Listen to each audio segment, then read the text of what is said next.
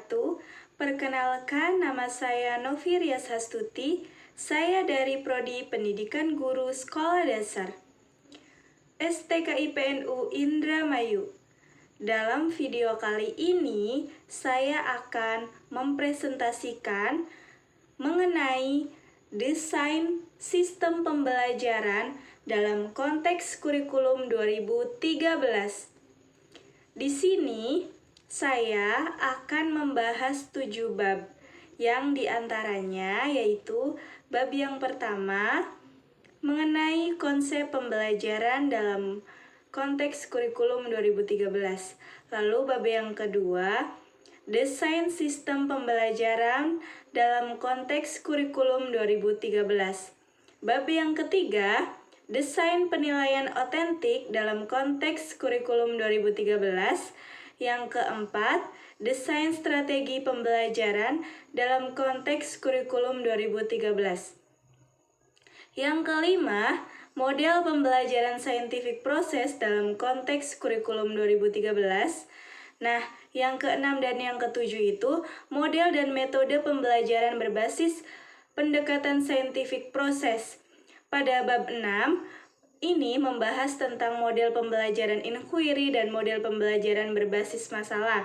Lalu pada bab 7 ini melanjutkan pada bab ini membahas model pembelajaran berbasis proyek dan metode discovery dan metode eksperimen.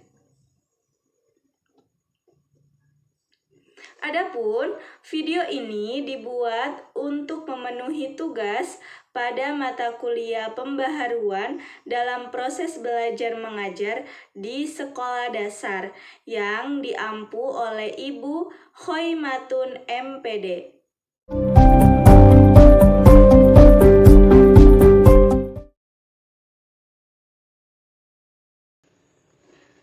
Bab 1. Pada bab 1 ini mengenai konsep pembelajaran dalam konteks kurikulum 2013. Adapun pembahasan yang pertama mengenai mendefinisikan ulang makna pembelajaran. Nah, apa sih yang dimaksud dengan pembelajaran? Pembelajaran adalah serangkaian aktivitas yang dilakukan siswa guna mencapai hasil belajar tertentu di bawah bimbingan, arahan, dan motivasi guru. Lalu, pembahasan selanjutnya yaitu mengenai orientasi pembelajaran dalam konteks kurikulum 2013. Bertemali dengan karakteristik abad ke-21, tuntutan terhadap kompetensi berpikir semakin berkembang. Menurut Trilling and Fadel, tahun 2009 halaman 47 menggagas konsep pelangi keterampilan dan pengetahuan sebagai subjek inti atau kompetensi utama yang harus dikembangkan dalam konteks pendidikan abad ke-21. Pelangi keterampilan dan pengetahuan tersebut disajikan dalam gambar berikut ini. Nah, berdasarkan pelangi keterampilan dan pengetahuan yang dikembangkannya oleh Trilling dan Fadel pada tahun 2009 halaman 48 menjelaskan bahwa keterampilan utama yang harus dimiliki dalam konteks abad ke-21 adalah keterampilan belajar dan berinovasi. Keterampilan ini berkenaan dengan kemampuan berpikir, kreatif, dan kemampuan memecahkan masalah. Lalu ada kemampuan berkomunikasi dan berkolaborasi, dan kemampuan untuk berkreativitas dan berinovasi. Kemampuan berpikir, kreatif, dan kemampuan memecahkan masalah adalah keterampilan menggunakan berbagai alasan secara efektif, keterampilan berpikir secara sistematik, keterampilan mempertimbangkan dan membuat keputusan, dan keterampilan memecahkan masalah.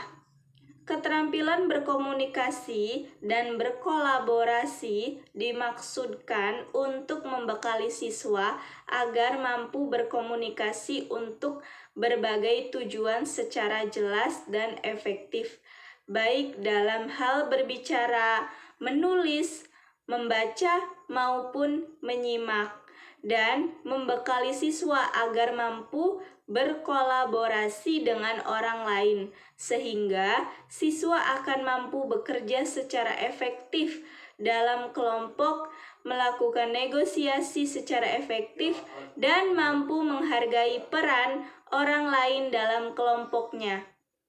Kemampuan berkreativitas dan berinovasi dimaksudkan untuk membekali siswa agar mampu berpikir kreatif, bekerja kreatif dengan orang lain, dan mampu menghasilkan berbagai inovasi. Lalu ada keterampilan kedua, yaitu yang menjadi fokus kompetensi pembelajaran abad ke-21 ini adalah keterampilan dalam menguasai media, informasi, dan teknologi.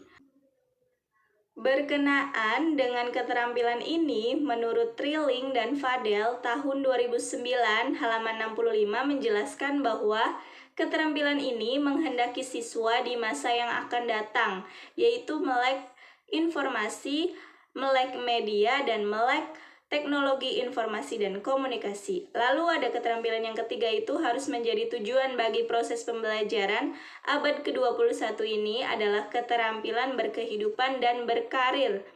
Menurut Trilling and Fadel tahun 2009 halaman 75, keterampilan ini mencakup keterampilan hidup dan berkarir secara fleksibel dan adaptif, berinisiatif dan mandiri, mampu berinteraksi sosial dan lintas budaya, produktif dan akuntabel, serta memiliki jiwa kepemimpinan dan tanggung jawab. Nah, dengan adanya pemberlakuan kurikulum 2013 ini, orientasi pendidikan dalam konteks kurikulum 2013 juga diperbaharui oleh Kemendikbud. Hal ini sejalan dengan diberlakukannya Peraturan Menteri Pendidikan dan Kebudayaan Nomor 54 Tahun 2013 tentang standar kompetensi lulusan pendidikan dasar dan menengah. Guna mencapai standar kelulusan tersebut, proses pembelajaran sebagai inti proses pendidikan diarahkan untuk dapat membekali siswa dengan 4 ragam pengetahuan, yaitu mulai dari pengetahuan yang bersifat faktual, konseptual, prosedural, dan metakognitif. Keempat pengetahuan ini secara terpadu harus mulai diajarkan sejak siswa menempuh pendidikan sekolah dasar. Berdasarkan ruang lingkup standar kompetensi lulusan yang mengacu pada keempat jenis pengetahuan yang harus dikuasai oleh siswa, lalu ada gambar, perincian, dan ringkasan standar kompetensi lulusan dalam kurikulum 2013 digambarkan sebagai berikut. Ini dia gambarnya, bisa dilihat. Nah, jadi dapat disimpulkan bahwa pembelajaran dalam konteks kurikulum 2013 ini merupakan pembelajaran berbasis yaitu sikap, keterampilan, dan pengetahuan. Pembelajaran yang demikian diawali dengan pembentukan sikap yang baik pada diri siswa atas dasar sikap positif dalam belajar. Selanjutnya, siswa beraktivitas melalui mempraktikkan keterampilan tertentu yang berhubungan dengan mata pelajaran yang dipelajarinya. Hasil dan serangkaian aktivitas yang dilakukannya tersebut, selanjutnya siswa diharapkan mampu memperoleh beragam pengetahuan. Lalu pembahasan yang ketiga yaitu tema pembelajaran dalam konteks kurikulum 2013.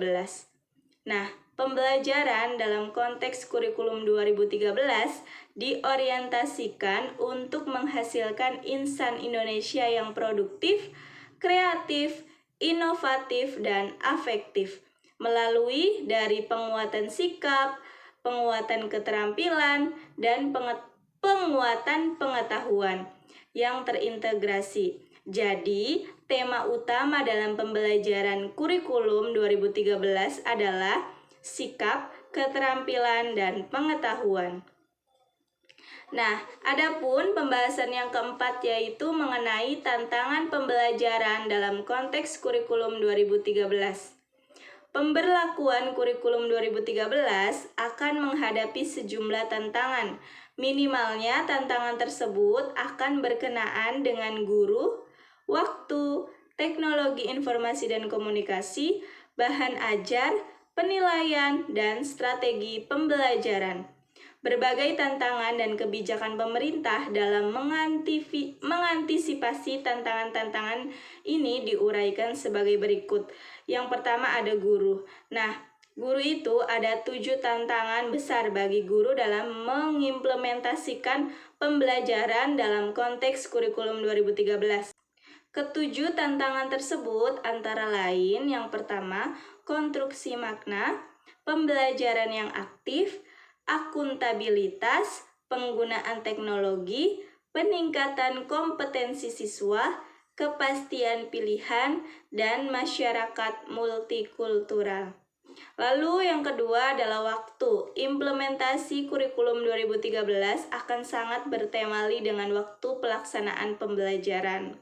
Lalu ada yang ketiga, sarana dan prasarana pembelajaran. Salah satu sarana pembelajaran yang paling dominan akan dibutuhkan agar siswa melek teknologi informasi dan komunikasi tentu saja adalah sarana teknologi informasi dan komunikasi.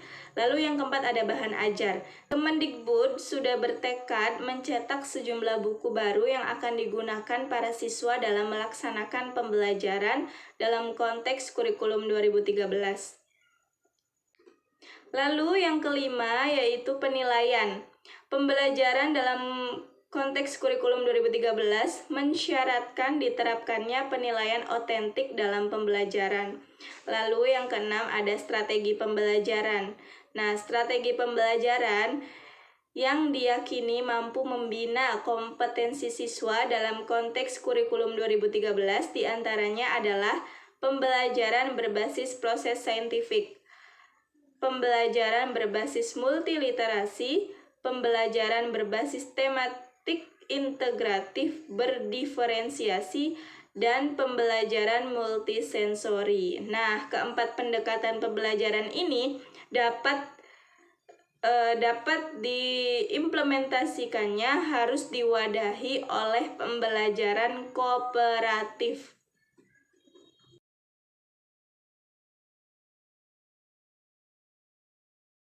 Selanjutnya, bab yang kedua yaitu desain sistem pembelajaran dalam konteks kurikulum 2013. Adapun pembahasan yang pertama itu mengenai desain sistem pembelajaran. Nah, apakah yang dimaksud dengan desain sistem pembelajaran? Desain sistem pembelajaran adalah pengembangan secara sistematis dari spesifikasi pembelajaran dengan menggunakan teori belajar dan pembelajaran untuk menjamin kualitas pembelajaran. Proses perancangan dan pengembangan ini meliputi segala proses analisis kebutuhan pembelajaran, tujuan dan pengembangan sistem untuk mencapai tujuan, pengembangan bahan dan aktivitas pembelajaran, uji coba dan evaluasi dari seluruh pembelajaran dan aktivitas peserta didik. Lalu, ada model-model pembelajaran. Yang pertama, model pengembangan desain sistem pembelajaran menurut Dick and Carey menekankan aspek revisi atau perbaikan yang menyeluruh pada setiap tahapan pengembangan model desain sistem pembelajaran. Adapun tahapannya yaitu meliputi perencanaan, pengembangan, evaluasi, dan manajemen. Lalu yang kedua ada model Rothwell dan Kazanas. Model ini lebih menekankan pengembangan desain sistem pembelajaran berdasarkan peningkatan kinerja atau profesi seseorang di lingkungan organisasi tertentu, sehingga apa yang dilakukan dalam pembelajaran disusun berdasarkan hasil analisis terhadap tempat kerja, rumusan pekerjaan, dan tugas serta analisis pembelajaran. Lalu yang ketiga ada model AD atau analisis, desain, development, implementasi, dan evaluasi. Model ini menggunakan 5 tahap pengembangan, yaitu analisis. Analisis apa yang akan dipelajari? Lalu yang kedua desain, merancang program pembelajaran secara menyeluruh. Lalu yang ketiga development, yaitu pengembangan desain menjadi cetak biru atau desain pembelajaran. Lalu ada yang keempat implementasi, menerapkan desain yang akan dikembangkan. Dan yang kelima evaluasi, proses untuk melihat apakah sistem pembelajaran yang sedang dibangun berhasil atau tidak. Nah, yang keempat ini model menurut Cam. Pengembangan perangkat merupakan suatu lingkaran yang kontinu. Model CAM ini terdiri atas 8 langkah. Kedelapan langkah tersebut adalah yang pertama, menentukan tujuan dan daftar topik serta menetapkan tujuan umum untuk pembelajaran tiap topiknya. Yang kedua, menganalisis karakteristik siswa. Lalu yang ketiga, menetapkan tujuan pembelajaran. Yang keempat, menentukan isi materi pelajaran. Dan yang kelima, mengembangkan pra-penilaian atau penilaian awal untuk menentukan latar belakang siswa dan pemberian level pengetahuan terhadap suatu topik. Yang keenam, memilih aktivitas pembelajaran dan sumber pembelajaran. Yang ketujuh, yaitu mengordinasikan dukungan pelayanan atau saran penunjang yang meliputi personalia, fasilitas, perlengkapan, dan jadwal untuk melaksanakan rencana pembelajaran. Dan yang kedelapan itu ada mengevaluasi pembelajaran siswa dan meninjau kembali beberapa fase dari perencanaan yang membutuhkan perbaikan. Lalu pembahasan yang kedua itu mengembangkan desain sistem pembelajaran. Nah, bagaimana sih mengembangkan desain sistem pembelajaran? Nah, berdasarkan konsep ini, pengembangan sistem pembelajaran dalam konteks kurikulum 2013 didasarkan atas langkah pengembangan desain sistem pembelajaran yang dikemukakan oleh Dick and Carey tahun 2009 yang terdiri dari 10 tahapan. Yang pertama yaitu analisis kebutuhan untuk mengidentifikasi tujuan pembelajaran. Lalu yang kedua melakukan analisis pembelajaran. Yang ketiga menganalisis siswa dan konteks pembelajaran. Yang keempat merumuskan tujuan performasi. Yang kelima mengembangkan instrumen penilaian. Yang keenam, mengembangkan strategi pembelajaran. Yang ketujuh, mengembangkan materi pembelajaran. Yang kedelapan, merancang dan mengembangkan evaluasi formatif. Yang kesembilan, merevisi pembelajaran. Dan yang kesepuluh, mengembangkan evaluasi sumatif. Pembahasan yang ketiga, yaitu tentang mendesain pembelajaran dalam konteks kurikulum 2013. Pembelajaran dalam konteks kurikulum 2013 diyakini akan terlaksana dengan baik dan mencapai tujuan jika dikembangkan secara fundamental, terperinci, komprehensif, dan reflektif, evaluatif. Bertemali dengan hal tersebut, pembelajaran dalam konteks kurikulum 2013 tidak dapat dilakukan dengan berasaskan untuk memenuhi kewajiban belaka. Namun, harus dilandasi kebesaran jiwa dan kesatuan tekad untuk mengembangkan pembelajaran bermutu, harmonis, dan bermartabat. Oleh sebab itu, pengembangan desain sistem pembelajaran dalam konteks kurikulum 2013 harus dilakukan secara tepat, sasaran. Mendesain sistem pembelajaran dalam konteks kurikulum 2013 harus diawali dengan kegiatan studi pendahuluan untuk merumuskan tujuan pembelajaran. Berdasarkan tahapan pengembangan tersebut, untuk menghasilkan tujuan pembelajaran yang harus dicapai oleh siswa setelah mengikuti proses pembelajaran dalam konteks kurikulum 2013, analisis kebutuhan tujuan harus dilakukan dengan mengkaji performa apa yang harus dimiliki oleh siswa dalam kaitannya dengan tuntutan belajar pada abad ke-21. Kajian atas performa ini menjadi dasar bahwa pembelajaran dalam konteks kurikulum 2013 haruslah senantiasa diorientasikan bagi pengembangan performa siswa meliputi performa cerdas, tangkas, dan terampil dalam berkomunikasi, berkolaborasi, dan ber-IT. Lalu langkah yang kedua yang harus dilakukan dalam mengembangkan desain sistem pembelajaran dalam konteks kurikulum 2013 adalah melakukan analisis pembelajaran. Tujuan utama analisis pembelajaran adalah mengidentifikasi sikap, keterampilan, pengetahuan yang harus dikembangkan selama proses pembelajaran. Karena prosesnya relatif kompleks, analisis pembelajaran terhadap tujuan pembelajaran umum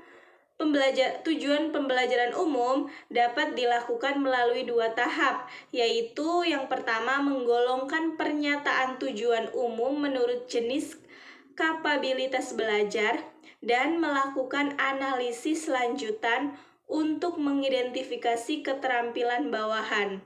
Dalam kaitannya dengan kurikulum 2013, tujuan umum yang harus dikembangkan meliputi 3 ranah utama, yaitu sikap, keterampilan, dan pengetahuan.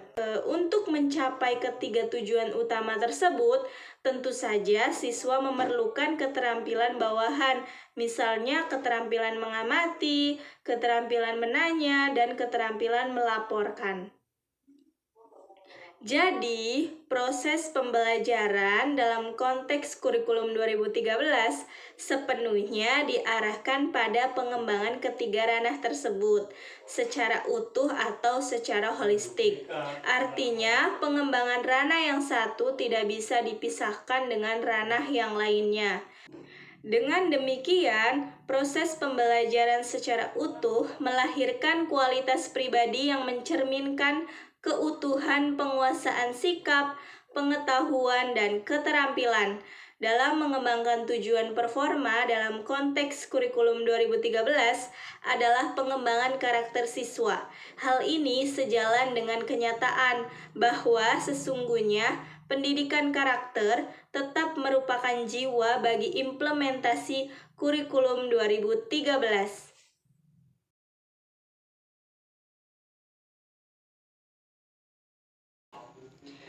Bab yang ketiga mengenai desain sistem otentik dalam konteks kurikulum 2013.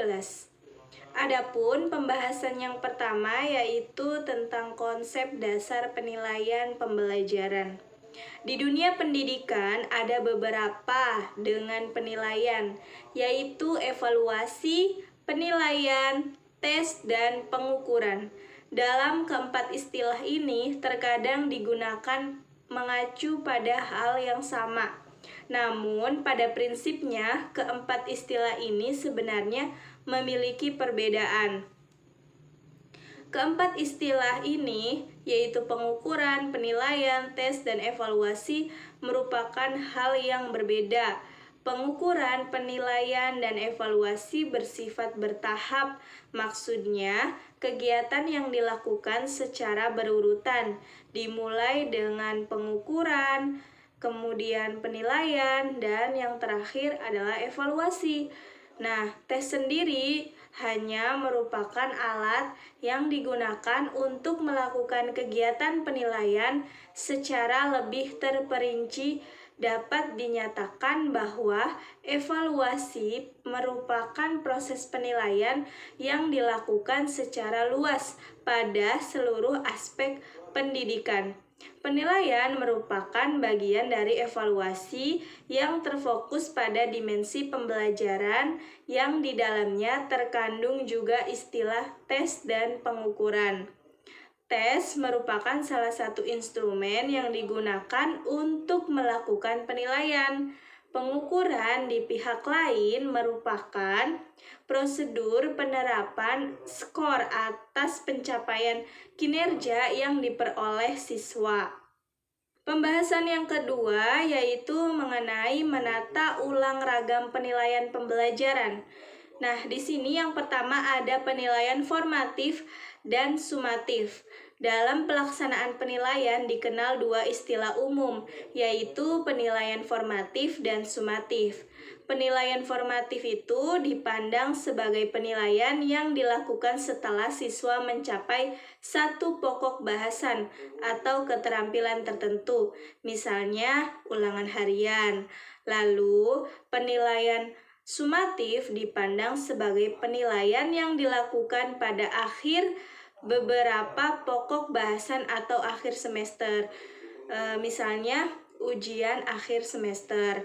Nah, lalu yang kedua penilaian pengetahuan dan penilaian performa. Penilaian pengetahuan merupakan penilaian yang dilakukan untuk mengukur pengetahuan yang dimiliki siswa.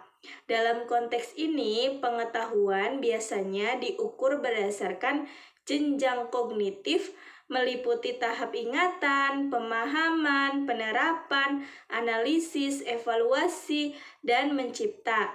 Penilaian kinerja merupakan ragam penilaian yang cukup luas yang menggambarkan seluruh kemampuan berpikir siswa semenjak awal kegiatan pembelajaran, kemampuan siswa bekerja selama proses pembelajaran, dan kemampuan pemahaman siswa di akhir pembelajaran. Lalu yang ketiga, penilaian proyek, produk, dan portofolio. Nah, apa sih penilaian proyek? Nah, penilaian proyek adalah penilaian suatu tugas yang harus diselesaikan dalam periode atau waktu tertentu. Lalu, penilaian produk juga dapat diartikan sebagai penilaian terhadap proses pembuatan dan kualitas suatu produk. Penilaian meliputi penilaian kemampuan peserta didik membuat produk-produk teknologi dan seni seperti makanan, pakaian, hasil karya seni, atau patung, lukisan, gambar, barang-barang yang terbuat dari kayu, keramik, plastik, dan logam. Lalu yang ketiga ada penilaian portofolio. Penilaian portofolio juga dapat diartikan sebagai kumpulan karya atau dokumentasi peserta didik yang tersusun secara sistematis, terorganisasi, yang diambil selama proses pembelajaran. Nah, yang keempat ini ada penilaian sikap, penilaian diri, dan penilaian proses. Penilaian sikap merupakan penilaian kelas terhadap suatu konsep psikologis yang kompleks, atau bisa diartikan penilaian sikap ini penilaian terhadap perilaku dan keyakinan siswa terhadap objek siswa. Nah, selanjutnya ada penilaian diri. Penilaian diri adalah suatu teknik penilaian di mana peserta didik diminta untuk menilai dirinya sendiri berkaitan dengan status proses dan tingkat pencapaian kompetensi yang dipelajarinya. Teknik penilaian diri dapat digunakan untuk mengukur kompetensi kognitif, afektif, dan psikomotorik. Lalu, ada penilaian proses. Nah, penilaian proses itu merupakan penilaian yang dilakukan atas hasil kinerja selama proses pembelajaran. Oke, selanjutnya pembahasan yang ketiga yaitu mengenai penilaian otentik dalam konteks kurikulum 2013. Menurut Johnson, tahun 2009 halaman 2 mengatakan bahwa penilaian otentik pada dasarnya adalah penilaian performa yakni penilaian yang dilakukan untuk mengetahui pengetahuan dan keterampilan siswa selama proses pembelajaran dalam mencapai produk atau hasil belajar. Penilaian otentik ini mementingkan penilaian proses dan sekaligus hasil. Dengan demikian, seluruh performa siswa dalam rangkaian kegiatan pembelajaran dapat dinilai secara objektif. Nah, selanjutnya pembahasan mengenai keutamaan penilaian otentik dalam konteks kurikulum 2013. Keutamaan penilaian otentik dibanding penilaian jenis lainnya menurut Newman sebagai berikut, yaitu yang pertama, penilaian otentik memiliki legitimasi yang jelas dalam hal bahan ajar, keterampilan, dan karakter sehingga bahan ajar, keterampilan, dan karakter yang terkandung dalam penilaian otentik dianggap penting dan dibutuhkan dalam proses belajar mengajar maupun bagi kehidupan sehari-hari siswa. Yang kedua, penilaian otentik mampu menilai secara akurat kemampuan siswa sejalan dengan capaian perkembangan yang diperolehnya dalam setiap tahapan pembelajaran. Lalu yang ketiga, penilaian otentik adalah penilaian yang mengutamakan kebermaknaan belajar, sehingga penilaian otentik menurut siswa untuk membangun pengetahuannya sendiri melalui pola inquiry dan sekaligus mengembangkan nilai-nilai kehidupan yang berguna bagi siswa bukan hanya di sekolah tetapi juga dalam kehidupannya di masyarakat. Pembahasan selanjutnya yaitu mengenai mendesain penilaian otentik dalam konteks kurikulum 2013. Menurut Johnson, tahun 2009 halaman 36 bahwa ada 5 langkah utama dalam mengembangkan penilaian otentik yang diantaranya adalah sebagai berikut. Yang pertama yaitu menentukan konten. Lalu yang kedua mengembangkan tugas, yang ketiga mengadministrasikan tes, yang kelima menskor dan melaporkan, yang kelima yaitu meninjau ulang penilaian. Selanjutnya, implementasi penilaian otentik dalam konteks kurikulum 2013. Implementasi penilaian otentik dalam konteks kurikulum 2013 secara tegas dinyatakan dalam Permendikbud nomor 66 tahun 2013 tentang standar penilaian. Berdasarkan Permendikbud tersebut, standar penilaian pendidikan dipandang sebagai kriteria mengenai mekanisme, prosedur, dan instrumen penilaian hasil belajar peserta didik. Penilaian pendidikan sebagai proses pengumpulan dan pengolahan informasi untuk mengukur pencapaian hasil belajar peserta didik mencakup penilaian otentik, penilaian diri, penilaian berbasis portofolio, ulangan harian, ulangan tengah semester, ulangan akhir semester, ujian tingkat kompetensi, ujian mutu tingkat kompetensi, ujian nasional, dan ujian sekolah atau madrasah.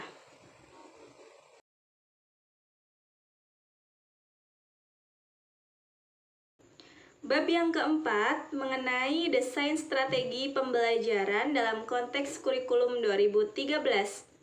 Pembahasan yang pertama yaitu mendefinisikan ulang pendekatan, metode, dan teknik pembelajaran. Dalam proses pembelajaran ada 3 istilah yang kadang-kadang dianggap sama, tetapi sebenarnya ketiganya memiliki makna yang sangat berbeda. Ketiga istilah ini adalah pendekatan, metode, dan teknik pembelajaran. Untuk memperjelas ketiga istilah tersebut, saya akan menjelaskan lebih gamblang tentang konsep pendekatan, metode, dan teknik pembelajaran. Nah, menurut para ahli memandang pendekatan itu adalah sebagai perangkat asumsi yang saling berkaitan dan bersangkutan dengan hakikat belajar, hakikat mengajar, dan hakikat disiplin ilmu yang dipelajari. Lalu, metode adalah rencana keseluruhan proses pembelajaran dari tahap penentuan tujuan pembelajaran, peran guru dan siswa, materi, sampai tahap evaluasi pembelajaran. Lalu juga teknik itu adalah berbagai cara yang secara langsung diterapkan guru untuk menyampaikan materi kepada siswanya selama proses pembelajaran terjadi di dalam kelas. Cara ini mencakup aktivitas kelas tugas dan pengujian dalam kelas yang dilakukan oleh guru ketika melaksanakan atau melangsungkan proses pembelajaran. Dengan demikian, teknik pembelajaran berkenaan langsung dengan implementasi kegiatan belajar mengajar. Lalu selanjutnya pembahasan yang kedua mengenai konsep dasar model dan strategi pembelajaran. Model pembelajaran dapat diartikan sebagai suatu konsep yang membantu menjelaskan proses pembelajaran, baik menjelaskan pola pikir maupun pola tindakan pembelajaran tersebut.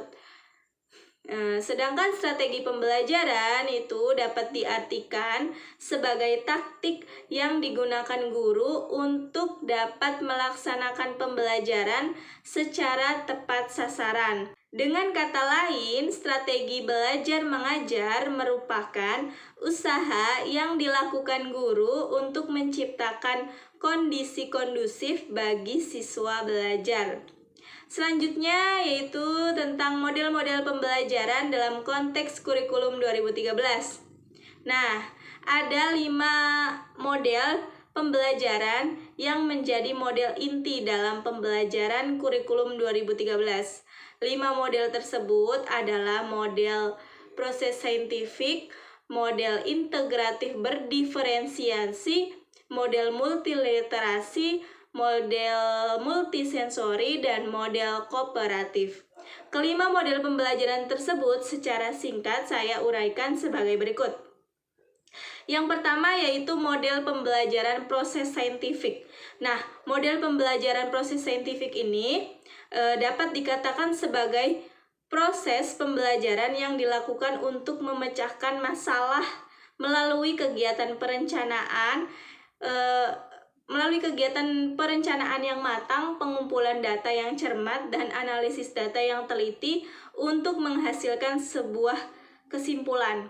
Lalu yang kedua adalah model pembelajaran integratif berdiferensiasi. Pembelajaran integratif dapat dikatakan sebagai pembelajaran yang memadukan beberapa mata pelajaran, baik dalam materi, kecakapan hidup, maupun konteks dunia nyata. Sedangkan pembelajaran berdiferensiasi merupakan pembelajaran yang dilaksanakan berdasarkan keberagaman motivasi, minat, bakat, dan kemampuan siswa. Berdasarkan pengertian ini, model pembelajaran integratif berdiferensiasi merupakan model pembelajaran yang menghubungkan berbagai disiplin ilmu yang dikemas berdasarkan dan disesuaikan dengan perbedaan siswa. Lalu yang ketiga ada model pembelajaran multiliterasi. Model pembelajaran multiliterasi merupakan model pembelajaran yang mengoptimalkan konsep literasi berbahasa untuk meningkatkan pemahaman, keterampilan, dan sikap berbagai disiplin ilmu.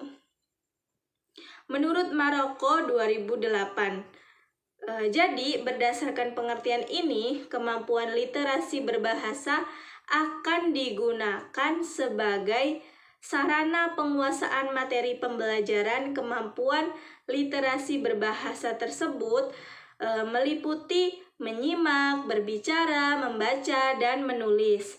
Lalu model yang keempat yaitu model pembelajaran multisensori. Model pembelajaran multisensori pada dasarnya adalah model pembelajaran yang dikembangkan atas dasar optimalisasi secara panca indera untuk belajar. Ini menurut Baynes tahun 2008. Berdasarkan pengertian ini, dalam praktik pembelajarannya, siswa dituntut menggunakan panca indera sebagai awal membangun pengetahuan sekaligus untuk meningkatkan perhatian, pemahaman, dan retensi belajar siswa. Lalu yang kelima ada model pembelajaran kooperatif.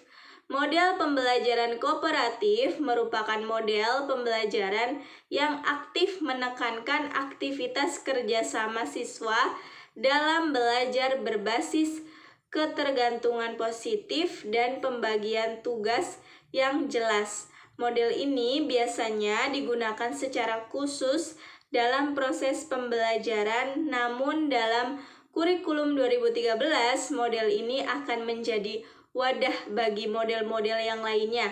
Artinya, keempat model ini dapat diaplikasikannya harus menerapkan berdasarkan konsep kooperatif selama siswa melaksanakan aktivitas belajar.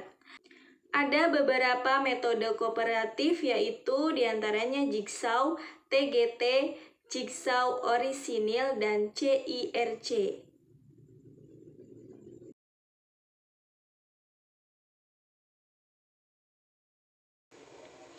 Oke, selanjutnya yaitu bab yang kelima tentang model pembelajaran scientific process dalam konteks kurikulum 2013. Adapun pembahasan yang pertama yaitu hakikat model pembelajaran scientific process. Model pembelajaran scientific process merupakan model pembelajaran yang menuntut siswa beraktivitas sebagaimana seorang ahli sains. Dalam praktiknya, siswa diharuskan melakukan serangkaian aktivitas langkah-langkah penerapan metode ilmiah. Serangkaian aktivitas yang dimaksud meliputi yang pertama, merumuskan masalah, lalu yang kedua, mengajukan hipotesis, yang ketiga, mengumpulkan data, yang keempat, mengolah dan menganalisis data, yang kelima, membuat kesimpulan. Model pembelajaran scientific process memiliki beberapa karakteristik khusus dalam penerapannya. Karakteristik tersebut diantaranya sebagai berikut, yaitu yang pertama objektif, yang kedua faktual, yang ketiga sistematis, yang keempat bermetode, yang kelima cermat, yang keenam logis, yang ketujuh aktual, yang kedelapan disinterested, yang kesembilan unsupported, dan yang ke-10 verifikatif. Bertemali dengan hal ini, Kemendikbud menjelaskan bahwa proses pembelajaran berbasis saintifik harus terhindar dari sifat-sifat atau nilai-nilai non-ilmiah yang meliputi intuisi, akal sehat, prasangka, penemuan melalui coba-coba, dan asal berpikir kritis. Selanjutnya, pembahasan yang kedua yaitu konsep pendekatan ilmiah dalam pembelajaran. Pendekatan ilmiah dalam pembelajaran dikemukakan oleh Kemendikbud yaitu sebagai asumsi atau aksioma ilmiah yang melandasi proses pembelajaran. Berdasarkan pengertian ini, Kemendikbud menyajikan pendekatan ilmiah dalam pembelajaran secara visual sebagai berikut. Kita bisa lihat di gambar yang sudah saya tampilkan, yaitu di situ ada mengamati, menanya, menalar, mencoba, menyimpulkan, dan mengkomunikasikan. Secara komprehensif dan terperinci, saya akan menjelaskan keterampilan-keterampilan belajar yang membangun pendekatan ilmiah dalam belajar sebagai berikut. Yang pertama tadi ada mengamati. Nah, mengamati ini, metode mengamati mengutamakan kebermaknaan proses pembelajaran. Metode ini memiliki keunggulan tertentu, seperti menyajikan media objek secara nyata, peserta didik senang dan bertantang dan mudah untuk melaksanakannya. Lalu kegiatan mengamati ini dalam pembelajaran dilakukan dengan menempuh langkah-langkah seperti berikut ini, yaitu yang pertama, menentukan objek apa yang akan diobservasi. Lalu yang kedua itu membuat pedoman observasi sesuai dengan lingkup objek yang akan diobservasi. Yang ketiga, menentukan secara jelas data-data apa saja yang perlu diobservasi, baik primer maupun sekunder. Yang keempat, menentukan di mana tempat objek yang akan diobservasi. Lalu yang kelima, menentukan secara jelas bagaimana observasi akan dilakukan untuk mengumpulkan data agar berjalan dengan mudah dan lancar. Lalu untuk yang keenam, menentukan cara dan melakukan pencatatan atas hasil observasi, seperti menggunakan buku catatan. Selanjutnya yaitu menanya. Nah, menanya itu, guru yang efektif mampu menginspirasi peserta didik untuk meningkatkan dan mengembangkan ranah sikap, keterampilan, dan pengetahuannya. Lalu yang selanjutnya yaitu menalar. Nah, istilah menalar ini dalam kerangka proses pembelajaran dengan pendekatan ilmiah yang dianut dalam Kurikulum 2013 untuk menggambarkan bahwa guru dan peserta didik merupakan pelaku yang aktif. Titik tekannya tentu dalam banyak hal dan situasi peserta didik harus lebih aktif daripada gurunya. Penalaran adalah proses berpikir yang logis dan sistematis atas fakta empiris yang dapat diobservasi untuk memperoleh kesimpulan berupa pengetahuan. Lalu ada mencoba. Untuk memperoleh hasil belajar yang nyata atau otentik, peserta didik harus mencoba atau melakukan percobaan, terutama untuk materi atau substansi yang sesuai. Aplikasi metode eksperimen atau mencoba dimaksudkan untuk mengembangkan berbagai ranah tujuan belajar, yaitu sikap, keterampilan, dan pengetahuan. Lalu ada menganalisis data dan menyimpulkan. Kemampuan menganalisis data adalah kemampuan mengkaji data yang telah dihasilkan. Kemampuan menyimpulkan merupakan kemampuan membuat intisari atas seluruh proses kegiatan penelitian yang telah dilaksanakan. Lalu yang terakhir itu ada mengkomunikasikan.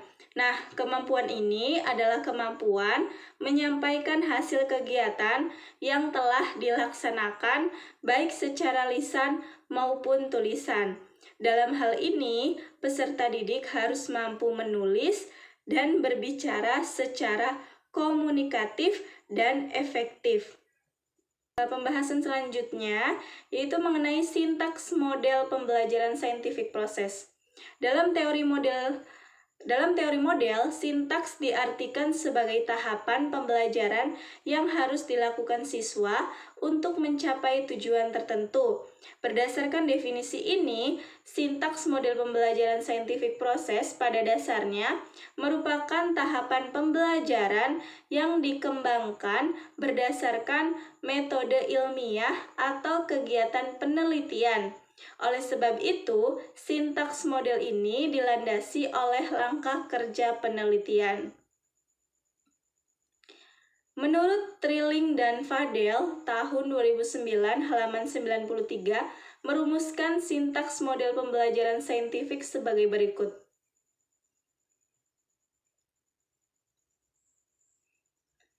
Nah, kita bisa melihat dari gambar ini, itu merupakan sintaks dari model pembelajaran scientific process. Selanjutnya yaitu implementasi model, prinsip reaksi, sistem lingkungan, dan dampak model pembelajaran scientific process. Nah, yang pertama itu implementasi model. Dalam implementasinya, guru dan siswa harus memiliki kemampuan kreatif yang tinggi, terbuka, menerima pendapat orang lain, dan memiliki semangat bekerja baik secara individu maupun secara kooperatif. Lalu yang kedua ada prinsip reaksi. Nah, reaksi guru yang diperlukan dalam implementasi model ini ialah yang pertama, guru harus menciptakan suasana kooperatif, bukan kompetitif. Lalu yang kedua, guru harus meningkatkan kesadaran siswa untuk membuat rumusan hasil kajian yang terbuka untuk sebuah perbaikan. Lalu yang ketiga, guru harus dengan bijaksana dapat menganjurkan kepada siswa untuk mengubah hasil kerjanya jika tidak sesuai dengan teorinya. Lalu yang ketiga ada sistem lingkungan. Guna menerapkan model ini, sistem lingkungan belajar yang diharapkan tersedia adalah ketersediaan media pembelajaran yang relevan, lembar kerja proses yang lengkap secara individu, dan situasi pembelajaran yang mendukung. Lalu yang keempat, dampak yang diharapkan. Model pembelajaran saintifik dikembangkan dengan harapan memberikan dampak instruksional dan penyerta. Dampak instruksional berupa yang pertama, peningkatan kemampuan siswa dalam menguasai materi pembelajaran. Lalu yang kedua, mengembangkan kemampuan siswa dalam memecahkan masalah. Dan yang ketiga, membina kepekaan siswa terhadap konteks kehidupan. Lalu dampak penyertaannya adalah dalam hal ini yaitu yang pertama, mengembangkan karakter siswa antara lain disiplin, cermat, jujur, bertanggung jawab, toleransi, santun, berani, dan kritis, serta etis. Dan yang kedua, membentuk kecakapan hidup pada diri siswa. Yang ketiga, meningkatkan sikap ilmiah. Yang keempat, membina kemampuan siswa dalam berkomunikasi, berargumentasi, dan berkolaborasi atau kerjasama.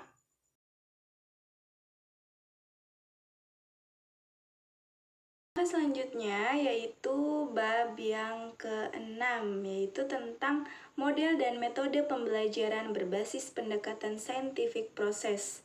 Adapun pembahasan pada bab ini yaitu mengenai model pembelajaran inquiry, yaitu yang pertama hakikat model pembelajaran inquiry.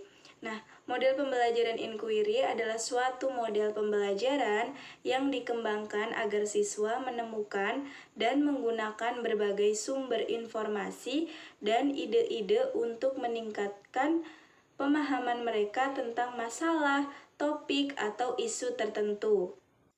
Lalu selanjutnya ada sintaks model pembelajaran inquiry. Nah, perhatikan gambar berikut ini. Nah, di sini berdasarkan gambar di atas, saya akan menjelaskan bahwa tahapan model pembelajaran inquiry adalah sebagai berikut. Yang pertama ada pra-pembelajaran. Tahapan ini merupakan kegiatan yang dilakukan guru di sebelum pembelajaran inti dimulai.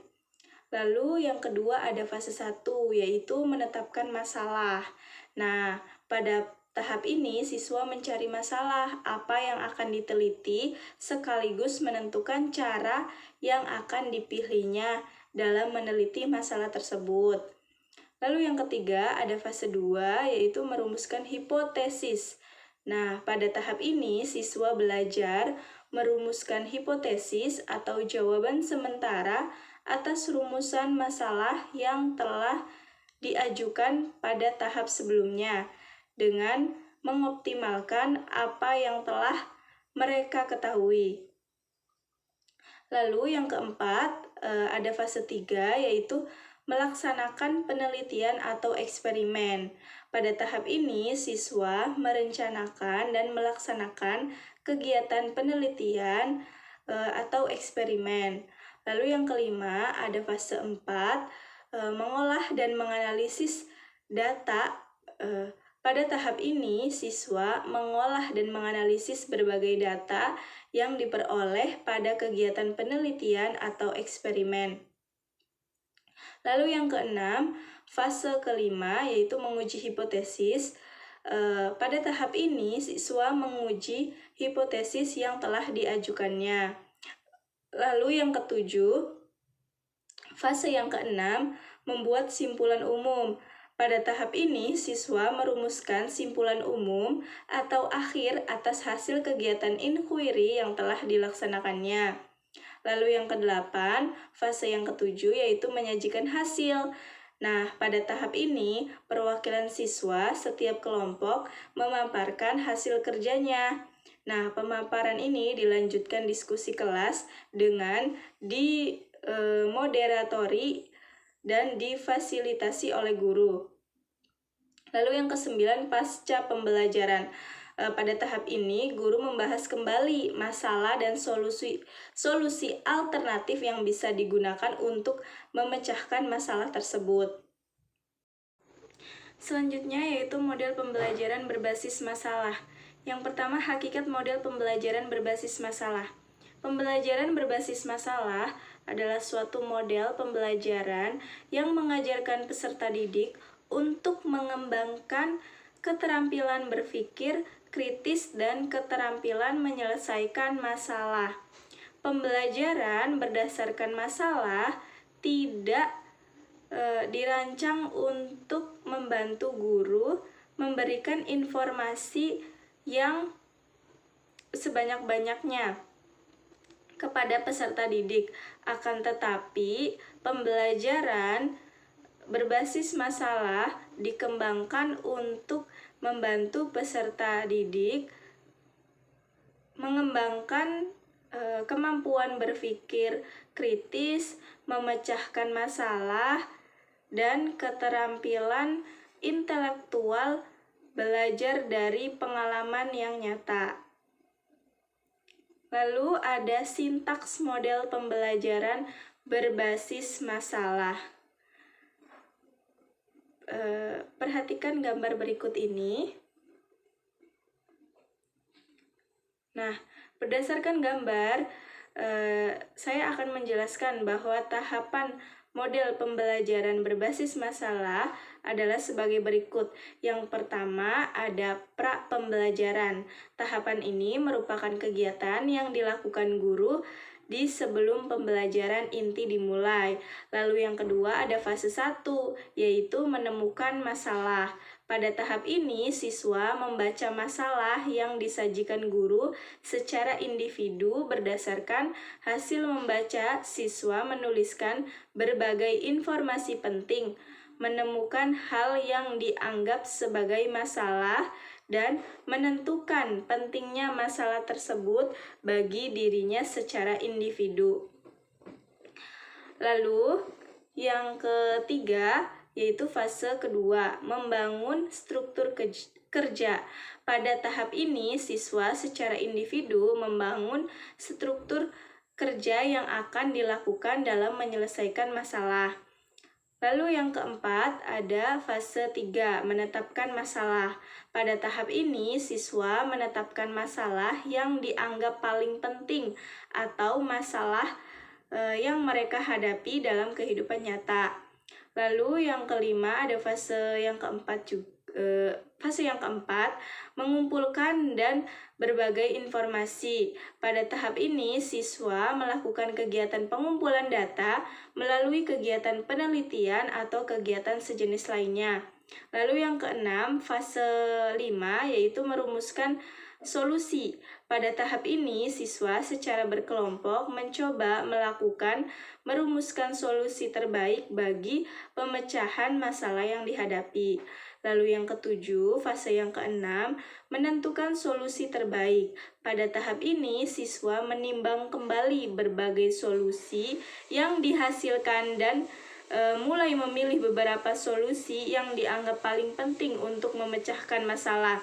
Yang kedelapan, fase ketujuh, menyajikan solusi.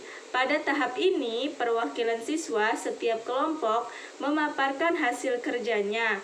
Lalu yang kesembilan, pasca pembelajaran. Pada tahap ini, guru membahas kembali masalah dan solusi alternatif yang bisa digunakan untuk memecahkan masalah tersebut. Selanjutnya, implementasi model, prinsip reaksi, sistem lingkungan, dan dampak model pembelajaran, inquiry, dan berbasis masalah. Yang pertama, implementasi model. Dalam implementasinya, guru dan siswa harus memiliki kemampuan berpikir kritis, berpikir kreatif, terampil, berkomunikasi, dan memiliki semangat dan motivasi bekerja baik secara individu maupun secara kooperatif. Lalu yang kedua ada prinsip reaksi. Nah, reaksi utama yang harus diberikan adalah guru harus senantiasa membangkitkan motivasi belajar, mengembangkan kemampuan berpikir kritis, kreatif, dan produktif, dan membiasakan siswa bekerja secara kooperatif, kolaboratif, dan komunikatif. Lalu yang ketiga ada sistem lingkungan. Nah, untuk menerapkan model ini, sistem lingkungan belajar yang diharapkan tersedia adalah ketersediaan media pembelajaran yang relevan, lembar kerja proses yang lengkap secara individu, dan situasi pembelajaran yang mendukung. Lalu yang keempat ada dampak yang diharapkan. Model pembelajaran inquiry dan berbasis masalah dikembangkan memberikan dampak instruksional sebagai berikut. Yang pertama yaitu peningkatan kemampuan peserta didik dalam menguasai materi pembelajaran. Lalu yang kedua, mengembangkan kemampuan peserta didik dalam memecahkan masalah otentik. Yang ketiga, peningkatan kemampuan peserta didik dalam berpikir kritis, kreatif, dan inovatif. Lalu, dampak penyertaannya ialah dalam hal ini sebagai berikut.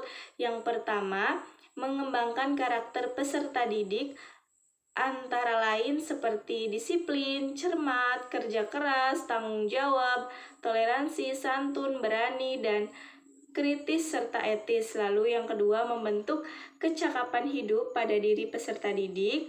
Lalu yang ketiga, meningkatkan sikap ilmiah. Yang keempat, membina kemampuan peserta didik dalam berkomunikasi, berargumentasi, dan berkolaborasi atau kerja sama.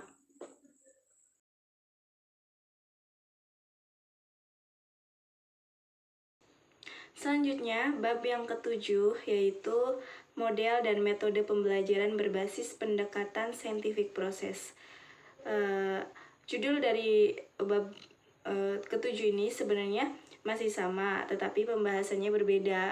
Kalau di bab yang ketujuh ini mengenai materi tentang model pembelajaran berbasis proyek dan metode discovery learning dengan metode eksperimen. Langsung saja ke pembahasan yang pertama, yaitu model pembelajaran berbasis proyek. Model pembelajaran berbasis proyek adalah model pembelajaran yang secara langsung melibatkan siswa dalam proses pembelajaran melalui kegiatan penelitian untuk mengerjakan dan menyelesaikan suatu proyek pembelajaran tertentu. Selanjutnya yaitu sintaks model pembelajaran berbasis proyek. Perhatikan gambar berikut ini. Nah, berdasarkan gambar tersebut, ini adalah sintaks dari model pembelajaran berbasis proyek. Adapun tahapannya dari sintaks model pembelajaran berbasis proyek, saya akan jelaskan satu persatu. Yang pertama adalah pra-proyek. Tahap ini merupakan kegiatan yang dilakukan guru di luar jam pelajaran. Tahap ini guru merancang deskripsi proyek, lalu menyiapkan media dan berbagai sumber belajar dan menyiapkan kondisi pembelajaran. Lalu yang kedua yaitu ada fase 1, mengidentifikasi masalah. Pada tahap ini, siswa melakukan pengamatan terhadap suatu objek tertentu. Yang ketiga, fase kedua, membuat desain dan jadwal pelaksanaan proyek.